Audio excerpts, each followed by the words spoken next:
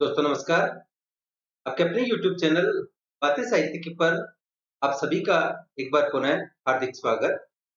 मित्रों, आज हम पढ़ने वाले हैं बंग महिला अर्थात राजेंद्र बाला घोष की आख्यायिका, जो नेट के पाठ्यक्रम में कहानी के खंड में शामिल है।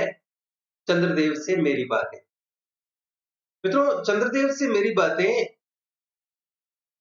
उपालंब पूर्ण आख्यायिका ललित निबंध के रूप में सरस्वती पत्रिका में 1904 के भाग 5 संख्या 12 में प्रकाशित हुई।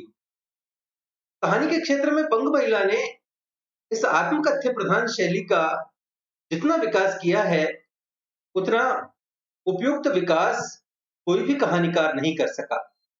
इन्होंने आत्मकथ्य शैली को नवीन मुद्रा प्रदान की और कहानी को पूरे तेवर के साथ आगे बढ़ाया। इनकी कहानी चंद्रदेव से मेरी बातें आत्मकथ्य विधा को काफी आगे बढ़ाने वाली है। इस कहानी का व्यंग्य अपने युग की राजनीतिक और सामाजिक विद्रूपता पर कुशाघात करने वाला था। इसमें भारत के राज चित्रण के साथ अंग्रेजों की जातिगत पक्षपात नीति का पर्दाफाश व्यंग्यात्मक शिल्प में किया गया। अंग्रेजी सरकार के असंगत कार्यों की आलोचना चंद्रदेव से बातें करने के बहाने की गई। इसमें युग संदर्भों के उभार का तेवर अत्यंत साहसिक है। एक छोटी सी कहानी में विचारों, तर्कों, समय की प्रवृत्तियों और राजनीतिक आयामों को एक सूत्रता में बांधकर कहानी का रूप दे देना केवल बंग महिला के ही बूते की बात थी। चंद्रदेव से मेरी बातें आख्यायिका बंग महिला के साहसिक लेखन का दस्तावेज है। अंग्रेज शासकों पर इतने तीखे व्यंग्य करके कहानीकार ने अपने व्यक्तित्व की दृढ़ता का परिचय दिया था, जिससे ज्ञात होता है कि उनके हृदय में राष्ट्रीय भावना की उद्दाम धारा कितनी आक्रामक हो उठी थी। उन्होंने अंग्रेज शासकों के अनुग्रह पर जीने वाले भारतीयों पर व्यंग्य करके उनकी निरीहता की भरपूर खिल्ली उड़ाई। यह कहानी आत्मकथ्य और अभिकल्पना शैली का मिश्रित रूप है। इसमें कथा लेखन की जो विधा व्यवहृत हुई है, वह आज के ललित निबंधों के कलेवर के साथ अवतरित हुई।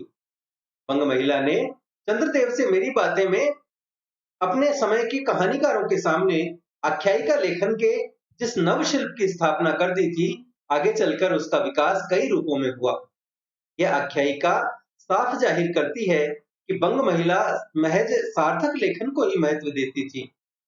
उनका कहानी लेखन मनोरंजन का सतही क्रीड़ांकन नहीं था। इस कहानी में उन्होंने भारतवासियों को कुछ सोचने विचारने पर मजबूर किया और युगीन प्रश्नों को सघन संदर्भ देकर ज्वलंत बना दिया। भावपूर्ण सानुप्रासिक शैली में दिल को तिलमिला देने वाली बातों के विन्यास में कहीं विरोधाभास नहीं है। कहीं कहीं व्यंग्यों की आक्रामकता अंग्रेजों की शासन पद्धति पर सीधे प्रहार करने वाली हो गई। उस समय इस प्रकार का लेखन और इस प्रकार के लेखन का प्रकाशन दोनों ही विस्मायक थे। तो आइए मित्रों, चलते हैं बंग महिला की इस आख्यायिका चंद्रदेव से मेरी बातें की ओर और इसे समझने का प्रयत्न करते हैं। भगवान चंद्रदेव, आपके कमलवत कोमल चरणों में इस दासी का अनेक बार प्रणाम। आज मैं आपसे दो चार बातें करने की इच्छा रखती हूँ। देखो, सुनी अनसुनी सी मत कर जाना, अपने बड़प्पन की ओर ध्यान देना। अच्छा, कहती हूँ, सुनो। मैं सुनती हूँ आप इस आकाश मंडल में चिरकाल से वास करते हैं। क्या यह बात सत्य है? यदि सत्य है तो मैं अनुमान करती हूँ कि सृष्टि के साथ ही साथ अवश्य आपकी भी सृष्टि हुई होगी। तब तो आप ढेर दिन के पुराने बूढ़े कहे जा सकते हैं। यह क्यों? क्या आपका डिपार्टमेंट अर्थात महकमे में ट्रांसफर अथवा बदली होने का नियम नहीं है? क्या आपकी गवर्नमेंट पेंशन भी नहीं देती? बड़े खेद की बात है।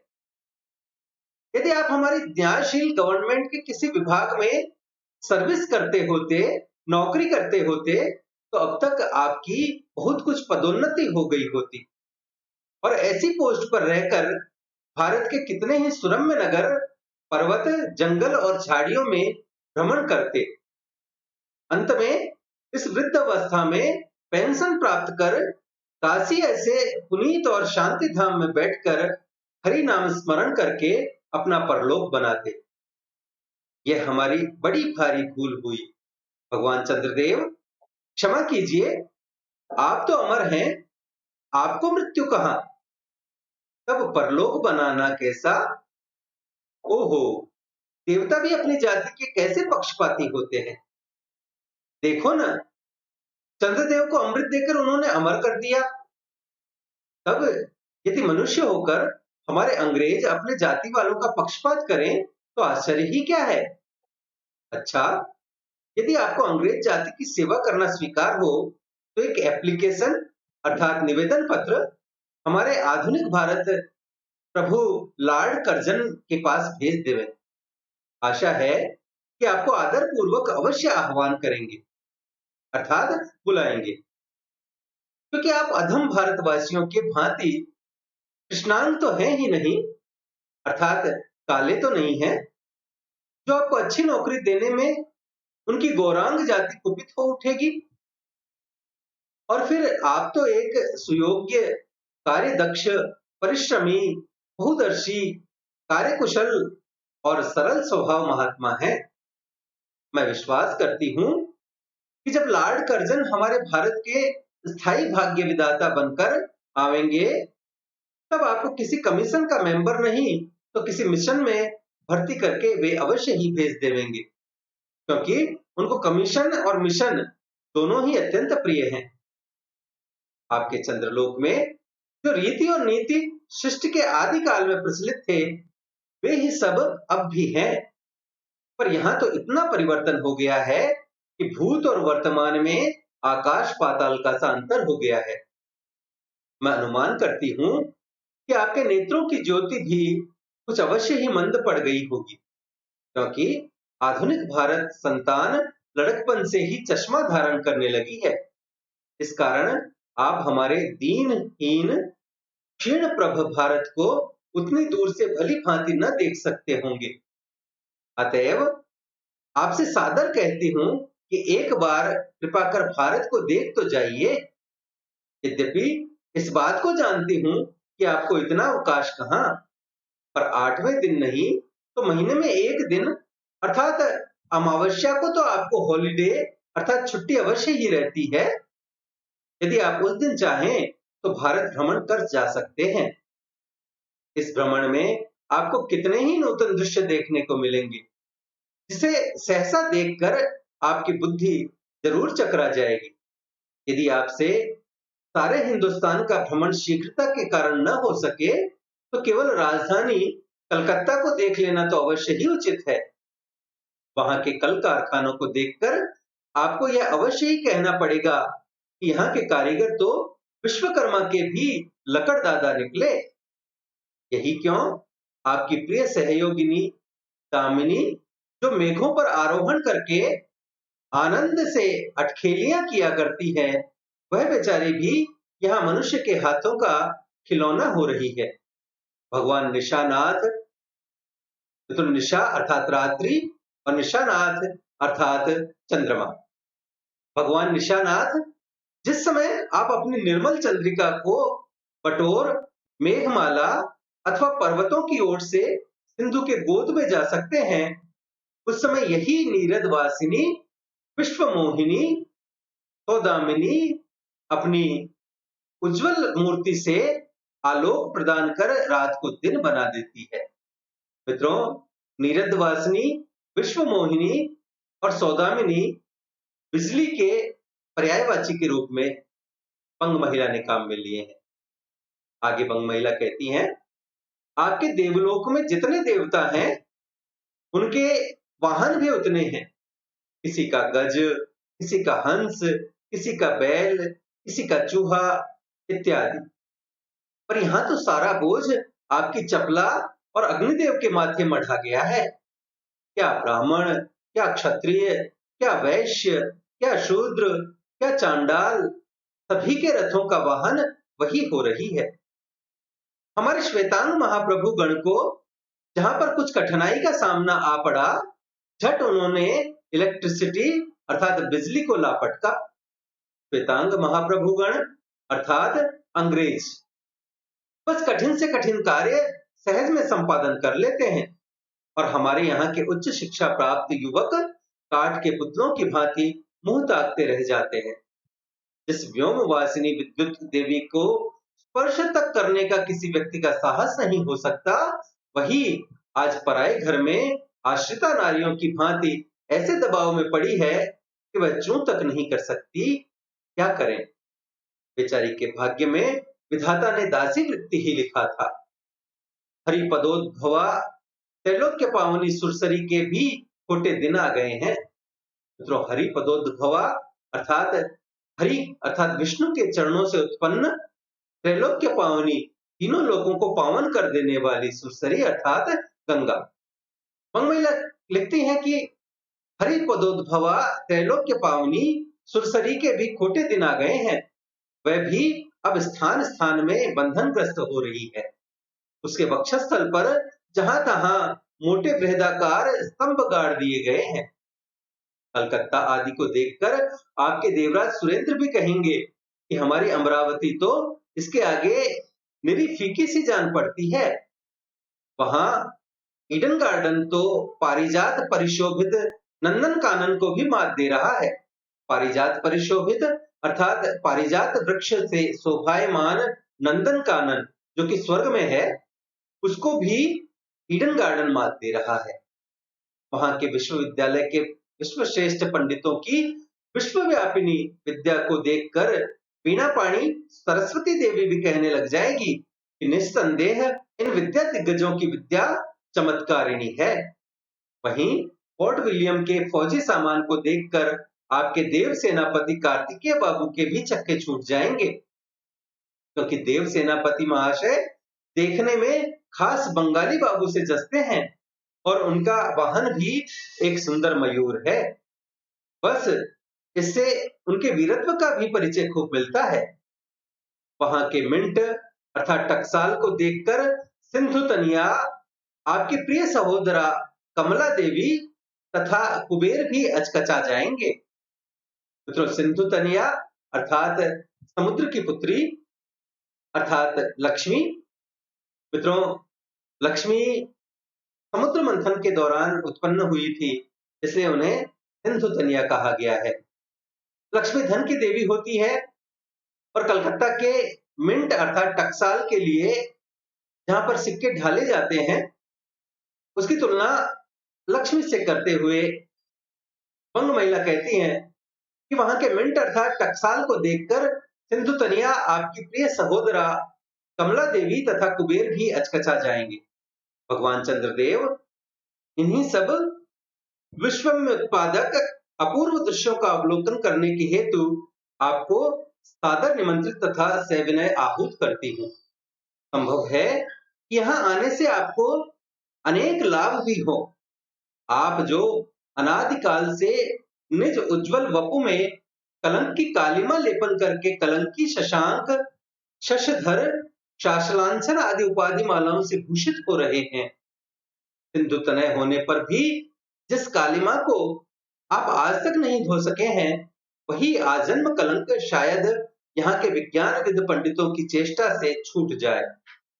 जब बंबई में स्वर्गीय महारानी विक्टोरिया देवी की प्रतिमूर्ति से काला दाग छुड़ाने में प्रोफेसर गज्जर महाशय फलीभूत हुए हैं, तब क्या आपके मुख की कालिमा छुड़ाने में वे फलीभूत न होंगे? शायद आप पर यह बात भी अभी तक विदित नहीं हुई कि आप और आपके स्वामी सूर्य भगवान पर जब हमारे भूमंडल की छाया पड़ती है, तभी आप लोगों पर ग्रहण लगता है।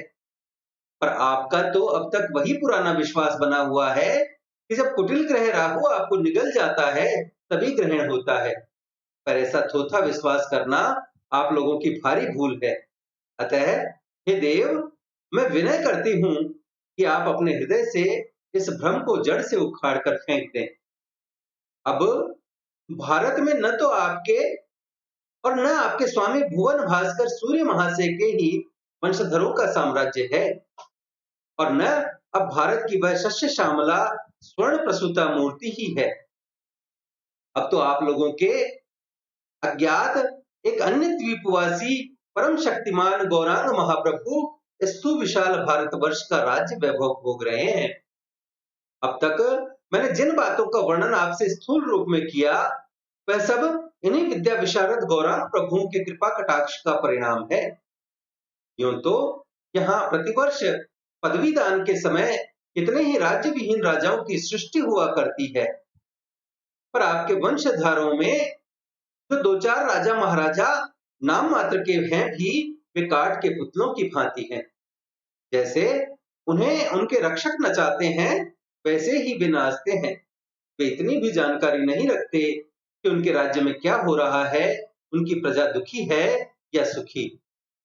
यदि आप कभी भारत भ्रमण करने को आए तो अपने फैमिली डॉक्टर धन्वंतरी महाशय को और देवताओं के चीफ जस्टिस चित्रगुप्त जी को साथ अवश्य लेते आए। आशा है कि धन्वंतरी महाशय यहाँ के डॉक्टरों के सन्निकट चिकित्सा संबंधी बहुत कुछ शिक्षा का लाभ कर सकेंगे। यदि प्लेग महाराज ईश्वर न करे आपके चंद्रलोक या देवलोक में घुस पड़े तो वहां से उनको निकालना कुछ सहज बात न होगी। यहीं जब चिकित्सा शास्त्र के बड़े बड़े पारदर्शी उन पर विजय नहीं पा सकते, तब वहां आपके देवलोक में जड़ी बूटियों के प्रयोग से क्या होगा। यहाँ के इंडियन पीनल कोड की धाराओं को देखकर चित्रगुप्त जी महाराज अपने यहाँ की दंड विधि कानून को बहुत कुछ सुधार सकते हैं, और यदि बोझ न हो तो यहाँ से वे दो चार टाइपराइटर भी खरीद ले जाए। जब प्लेग महाराज के अपार अनुग्रह से उनके ऑफिस में कार्य की अधिकता होवे, तब उससे उनकी राइटर्स बिल्डिंग के राइटर्स के काम में बहुत ही सुविधा और सहायता पहुंचेगी। वे लोग 2 दिन का काम 2 घंटे में कर डालेंगे। अच्छा, अब मैं आपसे विदा होती हूँ। मैंने तो आपसे इतनी बातें कही, पर खेद है आपने उनके अनुकूल या प्रतिकूल एक बात का भी उत्तर न दिया, परंतु आपके इन मौनावलंबन को मैं स्वीकार का सूचक समझती हूँ। अच्छा, तो मेरी प्रार्थना को कबूल करके एक दफा यहाँ आइएगा जरूर। मित्रों, प्रस्तुत रचना में अंग्रेजी शासन, उसके शासक तथा पद्धति के साथ अंग्रेजों की जातीयता पर प्रश्न उठाते हुए अंग्रेजों द्वारा भारतीयों का किए जा रहे शोषण के संबंध में व्यंग्यात्मक तरीके से लिखा गया है।